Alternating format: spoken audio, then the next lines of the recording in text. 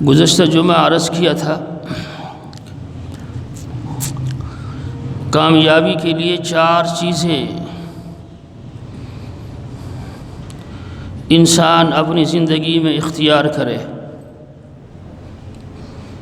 جب وہ 4 صفات اپنے اندر عملاً پیدا کر لیتا ہے تو فَأُولَئِكَ هُمُ الْفَائِزُونَ، اللہ نے ان کی کامیابی کا اعلان فرمایا ہے کہ یہی لوگ کامیاب ہیں۔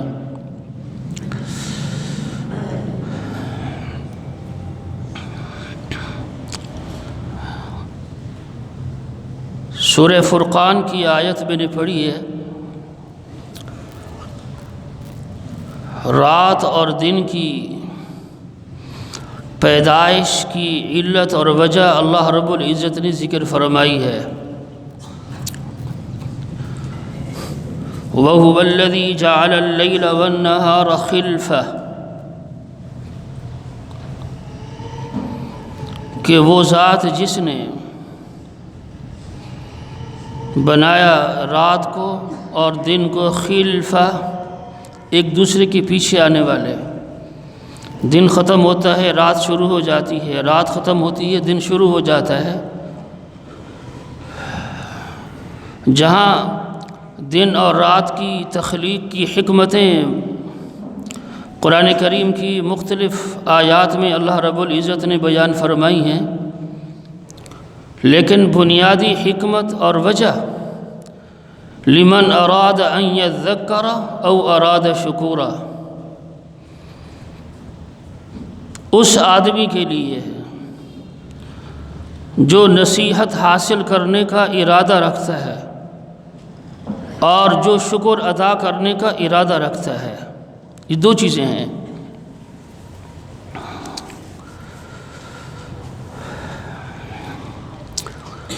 وَهُوَ الَّذِي جَعَلَ اللَّيْلَ وَالنَّهَارَ خِلْفَةً، پہلے رات کو ذکر کیا پھر دن کو، اور کچھ آیات میں پہلے دن کا ذکر ہے پھر رات کا ذکر ہے، اور سورہ نبا کے اندر وَجَعَلْنَا نَوْمَكُمْ سُبَاتًا وَجَعَلْنَا اللَّيْلَ لِبَاسًا وَجَعَلْنَا النَّهَارَ مَعَاشًا، وہاں بھی علت بیان فرمائی اللہ رب العزت نے، وجہ کہ رات کو آرام کے لیے پیدا کیا اور دن کو تمہارے معاش کے لیے پیدا کیا ہے۔ لیکن اس آیت میں جو مضمون ذکر کیا ہے بہت وسعت دی اللہ رب العزت نے۔ مسلمان جتنی بھی شکر ادا کرنا چاہے کر نہیں سکتا، اس لیے کہ اگر اعمال کو ان کے مقررہ وقت پر ہی اللہ رکھتے اور آگے پیچھے وہ اعمال ادا نہ کیے جاتے تو پھر اتنی مہلت یا اتنی اللہ رب العزت اپنے رحم کا معاملہ نہ فرماتے۔ میں چند مثالیں دیتا ہوں پھر احادیث کے حوالے بھی دیتے ہیں۔ لمن اراد ان یذکر، رات کو اور دن کو ہم نے بنایا اس آدمی کے لیے جو نصیحت پکڑنے کا ارادہ رکھتا ہے۔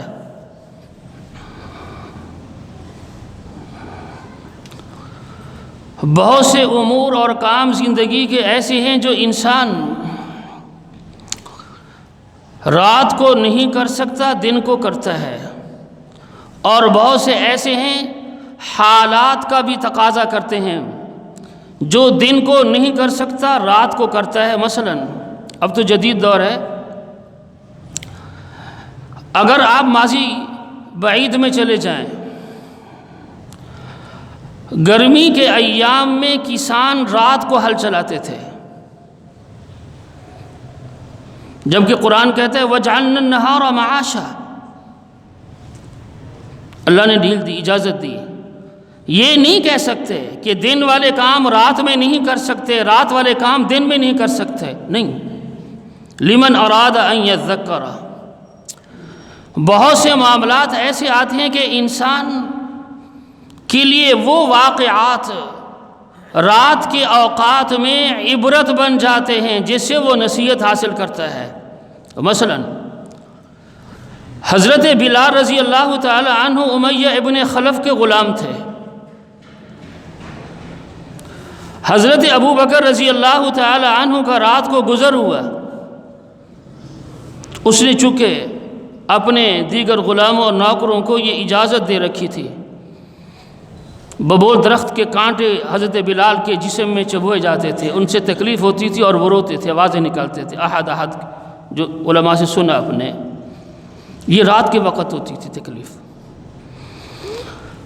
حضرت ابو بکر رضی اللہ تعالی عنہ کا گزر ہوا تو آواز سنی، معلومات کی تو کہا ایسا ہے۔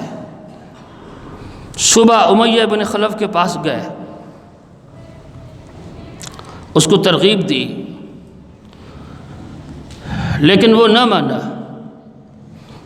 اس نے کہا کہ اگر آپ اس بلال کو مجھ سے آزاد کرانا چاہتے ہیں تو آپ اپنا وہ غلام جو رومی نسل کا ہے وہ مجھے دے دیں اس کے بدلے میں۔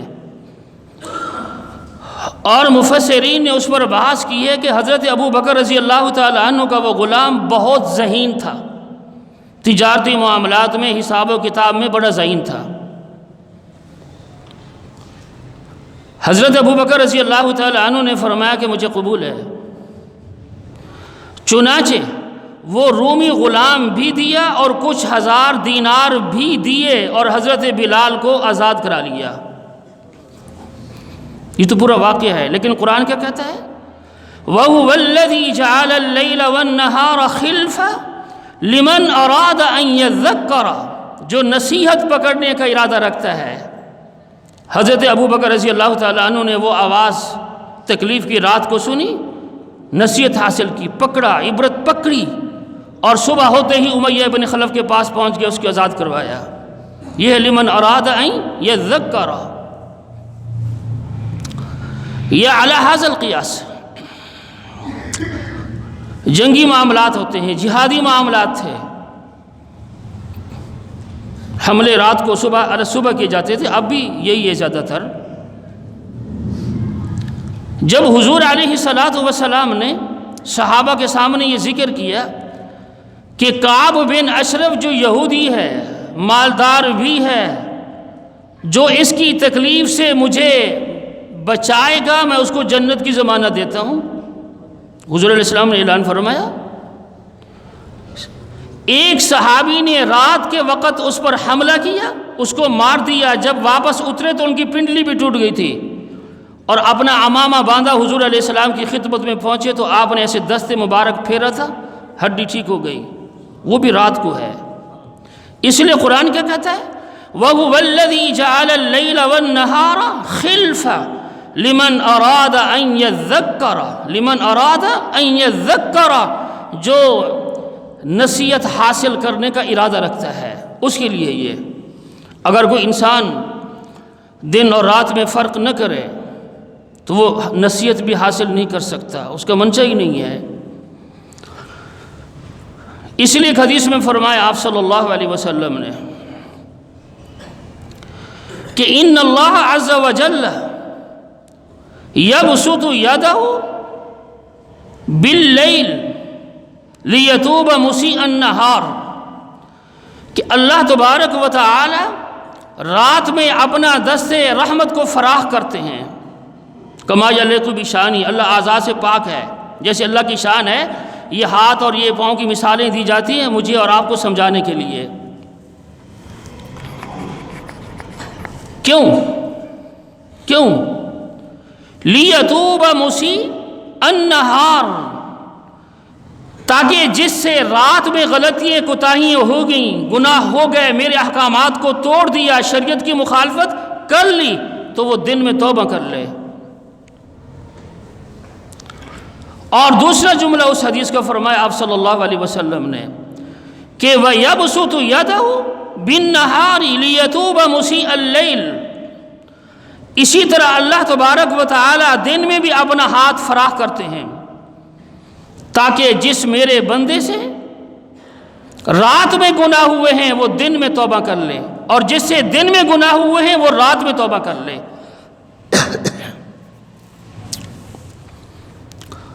اب یہاں کچھ علمی مثالیں بھی دے رہا ہوں، مسائل بھی سمجھ لیں، کچھ نوافل ہے۔ نوافل ظہر کی نماز کے بعد 2 سنتیں پڑھتے ہیں، پھر ہم 2 نفل پڑھتے ہیں۔ عصر سے پہلے 4 نفل مستحب، عشاء سے پہلے 4 مستحب، پھر عشاء کی 2 سنت کے بعد 2 نفل ہیں، وتر کے بعد بھی 2 نفل ہیں، تہجد کی نماز بھی ہے۔ اب جو شخص دن میں دن کی نوافل ادا نہیں کر سکا، فرائض میں کوئی گنجائش نہیں ہے چھوڑنے کی، دن میں ادا نہیں کر سکا، اگر وہ شخص ان دن کی نوافل کو رات میں پڑھتا ہے وہی ثواب ہے۔ یا جو شخص رات کی نوافل کو ان کے اوقات پر ادا نہیں کر سکا لیکن وہ رات کی ان نوافل کو دن میں ادا کرتا ہے وہی ثواب ہے۔ اس لیے ایک حدیث میں آتا ہے کہ آپ صلی اللہ علیہ وسلم نے فرمایا من نام عن حزبه او عن شیء منه، انسان سو گیا لیکن نوافل یا اذکار، ذکر و اذکار ہیں، یہ نفلی اعمال ہیں، یہ نہیں کر سکا نیند کی وجہ سے، یا او عن شیء منه، یا کسی مصروفیت کی وجہ سے، علی حاصل قیاس بہت سے پہلو ہیں اس کے اندر، تو آپ علیہ السلام نے کیا فرمایا؟ فقرأه، اس کو اس نے پڑھا فیما بین صلاۃ الفجر و بین صلاۃ الظہر، فجر کی نماز کے بعد اور ظہر سے پہلے، ان 2 نمازوں کے اوقات کے درمیان ادا کر لیا، تو آپ علیہ الصلاۃ والسلام نے فرمایا کہ کتب لہ کأنما قرأہ باللیل، اس کو وہی ثواب ہے جو رات میں پڑھنے کا تھا۔ اب حضرت عمر رضی اللہ تعالیٰ عنہ صبح چاش کی نماز ایک دن پڑھی، لمبی کر دی، صحابہ نے سوال اٹھایا کہ پہلے تو آپ ایسا نہیں کرتے تھے، اب چاش کی نماز آپ نے لمبی کیوں پڑھی ہے؟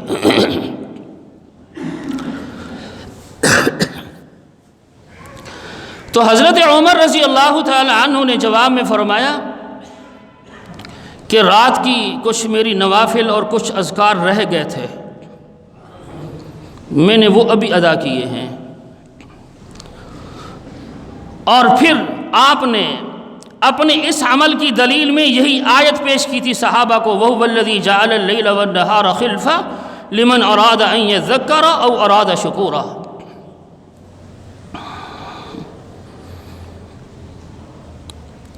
اس لیے علماء نے لکھا ہے ہر نفلی اعمال اور عبادات کے جو اوقات شریعت نے مقرر کی ہیں اس کی اپنی حکمتیں ہیں، لیکن رعایت دی ہے۔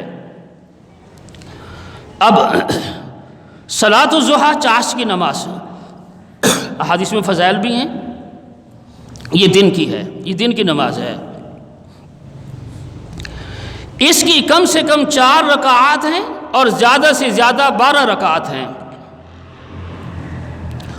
اور حکمت بھی بیان فرمائی آپ صلی اللہ علیہ وسلم نے۔ آپ علیہ السلام نے فرمایا جو فقر تنگ دستی سے بچنا چاہتا ہے، تنگ دستی سے محفوظ رہنا چاہتا ہے، آپ علیہ السلام نے فرمایا کہ وہ چاش کی نماز کا اہتمام کرے۔ اب تہجد رات کی نماز ہے، یا ایھا المزمل قم اللیل الا قلیلا فتہجد بہ نافلۃ لک عسی ان یبعثک ربک مقاما محمودا، فضیلت ہے، چونکہ واحد تہجد کی نفل ہے جس کا نام لے کر قرآن نے اس کو ذکر کیا ہے۔ اب اس کا اصل ٹائم تو رات کا ہے، آپ رات کے آخری حصے میں پڑھیں، فجر جماعت سے پڑھیں آپ، لیکن بعض روایات میں یہ بھی آتا ہے جیسے ہم عشاء کی نماز پڑھتے ہیں، عشاء کی نماز کے بعد بھی تہجد کی نیت سے چند رکعات اگر پڑھ لیتے ہیں تو ثواب تہجد کا ملے گا۔ اب ایک حدیث میں کیا فرمایا، علماء نے لکھا ہے، مفسرین نے، بالخصوص شاہ عبدالعزیز محدث دہلوی رحمۃ اللہ علیہ نے، اب تو موت کی تیاری بھی نہیں ہے، موت سے ڈر بھی لگتا ہے ہمیں، اسے تیاری نہیں ہے، موت کو ہم نے اپنی زندگی کے مراحل میں داخل نہیں کیا ہوا کہ موت کو یاد کیا جائے۔ علماء نے یہ لکھا ہے جو قبر کی تاریکی سے ڈرتا ہے، خوف کھاتا ہے، وہ تہجد کی نماز کا اہتمام کرے، اس کی پابندی کرے، اس لیے کہ تہجد کی نماز رات کی نماز ہے، اور قبر کی تاریکی وہ اندھیرا ہے، چاہے دن ہو یا رات ہو۔ اللہ مسلمان کو قبر کی تاریکی سے، قبر کے خوف سے، اس تہجد کی نماز کی برکت سے اللہ محفوظ فرمائیں گے۔ اس لیے قرآن نے یہ کہا کہ وَهُوَ الَّذِي جَعَلَ اللَّيْلَ وَالنَّهَارَ خِلْفَةً لِمَنْ أَرَادَ أَنْ يَذَّكَّرَ أَوْ أَرَادَ شُكُورًا۔ اب میں دوسری مثال بھی دے دیتا ہوں۔ ٹیوشن کا بھی رواج ہے، ہمارے قاری صاحبان بھی پڑھاتے ہیں، مدارس میں بھی نظام ہے، سرکاری اداروں میں بھی نظام تعلیم ہے۔ ہم نے اپنے اکابرین کو تاریخی اوراق میں یہ پڑھا ہے، اگر دن کے اوقات پڑھانے کے تھے، وہ وقت بچوں کی امانت ہے، ادارے کی امانت ہے، تاریخی دور تھے، تحریک ریشمی رومال ہے، 1857 کی جنگ آزادی ہے، یہ تاریخی مراحل ہیں۔ اگر علماء دن کے اوقات میں تحریکی رہنمائی کا کردار ادا کرتے تھے تو رات کو جب واپس آتے تو دن کے اوقات چونکہ بچوں کی امانت تھی، وہ دن کے اوقات کے اسباق رات کو بچوں کو پڑھاتے تھے۔ اس لیے قرآن نے یہ کہا ہے کہ وَهُوَ الَّذِي جَعَلَ اللَّيْلَ وَالنَّهَارَ خِلْفَةً لِمَنْ أَرَادَ أَنْ يَذَّكَّرَ أَوْ أَرَادَ شُكُورًا۔ ہمارے ہاں تو ہے ہی نہیں، چاہے ٹیوشن پڑھانے والے وہ بھی پیسے لیتے ہیں، اگر اس وقت پہ نہیں آ سکے وہ وقت امانت ہے، یا تو اس کی اجازت لیں یا پھر دوسرے وقت میں پڑھائیں، اس کے پیسے لیتے ہیں۔ اس لیے جو دفتری اوقات میں دفتری کام کرنے والے حضرات ہیں، ان کو دفتری اوقات میں نفلی اعمال کی شرعیت نے اجازت نہیں دی ہے۔ اب وہ نفلی اعمال آپ کے دن کے ہیں، رہ گئے، اگر آپ کی رات کی نوکری ہے تو رات کے نفلی اعمال رہ گئے، تو آپ کو قرآن نے یہ اجازت دی، اللہ رب العزت نے، کہ وہ دن کے نفلی اعمال رات کو ادا کر لیں۔ رات کو آپ نے دفتری اوقات میں کام کیا ہے، نفلی اعمال نہیں کر سکے، وہ دن میں ادا کر لیں۔ اگر وقت مقرر ہوتے، اس کے آگے پیچھے رعایت نہ ہوتی تو مسلمان نفلی اعمال کی ادائیگی اور اس کے ثواب سے، اجر سے محروم ہوتے۔ اسلام نے محروم نہیں کیا، اس لیے قرآن نے یہ کہا ہے کہ وَهُوَ الَّذِي جَعَلَ اللَّيْلَ وَالنَّهَارَ خِلْفَةً لِمَنْ أَرَادَ أَنْ يَذَّكَّرَ أَوْ أَرَادَ شُكُورًا۔ یہ الگ بات ہے کہ دن کے اوقات کے اعمال کی اپنی افادیت ہے کہ دن روشن ہے، آپ خریداری کرتے ہیں، دن کا اوقات آپ کے لیے مفید ہے، چیز دیکھ سکتے ہیں آپ، رات میں نہیں۔ اس لیے قرآن نے یہ کہا وَجَعَلْنَا النَّهَارَ مَعَاشًا، کہ ہم نے دن کو بنایا تمہارے لیے معاش، روزگار، روزی تلاش کرو، روزی کے متعلق جتنی مراحل، جتنی اسباب ہے، ان کا تعلق دن کے ساتھ ہے۔ اس لیے چاش کی نماز دن کی نماز ہے، نفل ہے، لیکن اگر آپ نہیں پڑھ سکے وہ نفل لفظ چاش کو نکال دیں، چونکہ چاش کا لفظ دلالت کرتا ہے وقت معینہ اور مقررہ پر، لیکن نفل ہے وہ دیگر وقت میں بھی پڑھ سکتے ہیں آپ۔ اب مغرب کی نوافل ہیں، اوابین کم سے کم 6 رکعت، جلد 20 رکعت نہیں پڑھ سکے، 6 پڑھ لیا آپ نے، 14 رہ گئی ہیں، آپ اس کو رات میں پڑھنا چاہتے ہیں پڑھ سکتے ہیں، اس کو دن میں پڑھنا چاہتے ہیں پڑھ سکتے ہیں، نوافل ہیں، وہ نوافل ہیں۔ اس لیے قرآن نے یہ کہا ہے وَهُوَ الَّذِي جَعَلَ اللَّيْلَ وَالنَّهَارَ خِلْفَةً لِمَنْ أَرَادَ أَنْ يَذَّكَّرَ، اس کے لیے جو نصیحت حاصل کرتا ہے۔ تو میں نے چاش کی مثالیں دیں، اگر فقر تنگ دستی سے بچنا چاہتا ہے آدمی تو آپ علیہ الصلوۃ والسلام نے فرمایا کہ چاش کی نماز کی پابندی کرے۔ اب دوسرا مرحلہ کہ جب فرعون کا ٹکراؤ، فرعون کے جادوگروں کا ٹکراؤ، مقابلہ حضرت موسیٰ علیہ الصلوۃ والسلام سے ہوا، اور فرعون کے وہ جادوگر موسیٰ علیہ الصلوۃ والسلام کے معجزہ کو دیکھ کر ایمان لے آئے۔ مفسرین نے نقل کی ہے کہ وہ بھی چاش کا وقت تھا، وہ بھی چاش کا وقت تھا۔ اس کا کیا معنی؟ اللہ کی اپنی حکمت ہے کہ اس چاش کے وقت کو موسیٰ علیہ السلام کے لیے اور کفر کے درمیان مقابلے کے لیے اللہ نے ایک امتیاز کے طور پر بنا دیا کہ ان کے دشمنوں کو شکست ہوئی، جس کو اللہ کی مدد حاصل تھی موسیٰ علیہ السلام، اللہ نے ان کو کامیابی عطا فرمائی۔ اس لیے قرآن نے یہ کہا کہ وَهُوَ الَّذِي جَعَلَ اللَّيْلَ وَالنَّهَارَ خِلْفَةً لِمَنْ أَرَادَ أَنْ يَذَّكَّرَ أَوْ أَرَادَ شُكُورًا۔ اب حضرت عبداللہ ابن عباس رضی اللہ تعالیٰ عنہ سے میں دوسری مثال دے رہا ہوں، اور شرعی دیکھیں اجازت بھی ہے لیکن وقت مختلف ہے۔ حضرت عبداللہ ابن عباس رضی اللہ تعالیٰ عنہ سے نکاح کے متعلق پوچھا گیا کہ نکاح دن کو کرنا چاہیے یا رات کو؟ ہمارے ہاں عموماً نکاح رات کو ہوتے ہیں لیکن دن میں بھی ہوتے ہیں۔ حضرت عبداللہ ابن عباس نے فرمایا کہ رات کو کرنا چاہیے، اس لیے کہ نکاح کے ذریعے سے میاں بیوی کا رشتہ قائم ہوتا ہے۔ اگر نکاح نہ ہو تو یہ رشتہ، اس کو یہ نام نہیں دیا جا سکتا۔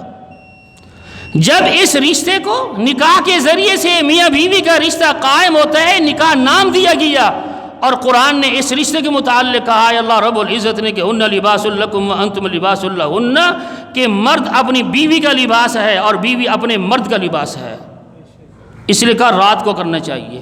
لیکن اگر نکاح دن میں کرتے اس کا معنی یہ نہیں کہ نکاح نہیں ہوگا، اجازت دی۔ وَهُوَ الَّذِي جَعَلَ اللَّيْلَ وَالنَّهَارَ خِلْفَةً لِمَنْ أَرَادَ أَنْ يَذَّكَّرَ، اللہ نے دن کو اور رات کو پیدا فرمایا ایک دوسرے کے پیچھے، لمن اراد ان یذکر۔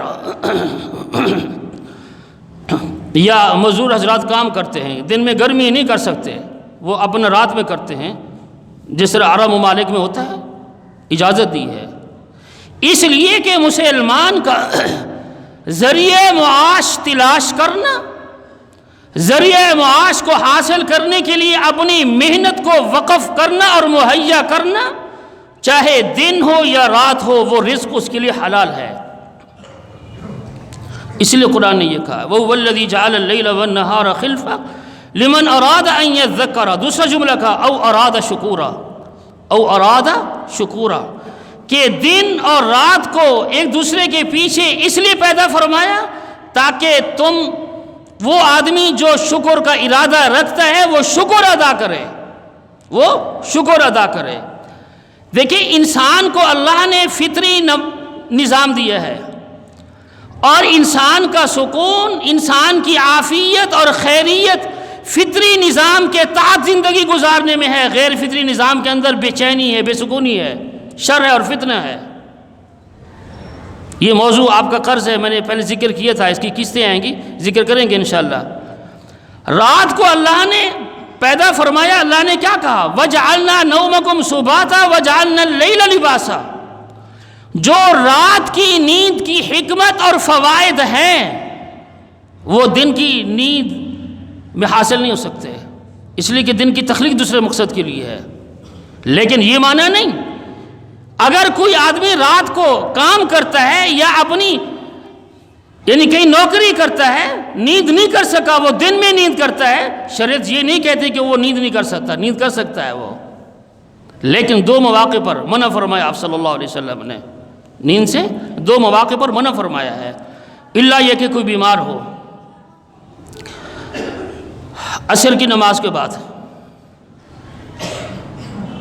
منع ہے، بیمار ہے اس کے لیے اجازت ہے، اگر بیمار نہیں ہے صحیح آدمی ہے تو اس کو منع فرمایا آپ صلی اللہ علیہ وسلم نے۔ پھر اسی طرح فجر کی نماز کے بعد اشراق سے پہلے سونا، اس سے بھی منع فرمایا ہے آپ صلی اللہ علیہ وسلم نے۔ اشراق پڑھیں پھر سو جائیں، کیوں؟ حکمت ہے، حکمت ہے۔ عصر کی نماز کے بعد کا وقت اور فجر کی نماز کے بعد کا وقت اس قوم کی عبادت کا وقت ہے جو سورج کی پوجا کرتے ہیں۔ یہ زرتشتی آگ کے پجاری اسی میں آتے ہیں، یہ پارسی بھی اسی میں آتے ہیں، ان کی عبادت کے اوقات ہیں۔ اور چونکہ مسلمان کا سونا بھی عبادت ہے، اس لیے کہ مسلمان کو اللہ نے ایمان کی چادر پہنا دی ہے، اس لیے حکمت ہے کہ مسلمان کی عبادت ان کی عبادت کے مشابہ نہ ہو۔ اس لیے آپ صلی اللہ علیہ وسلم نے منع فرمایا کہ عصر کے بعد بھی نہیں سوئیں، فجر کے بعد بھی نہ سوئیں، بلا عذر.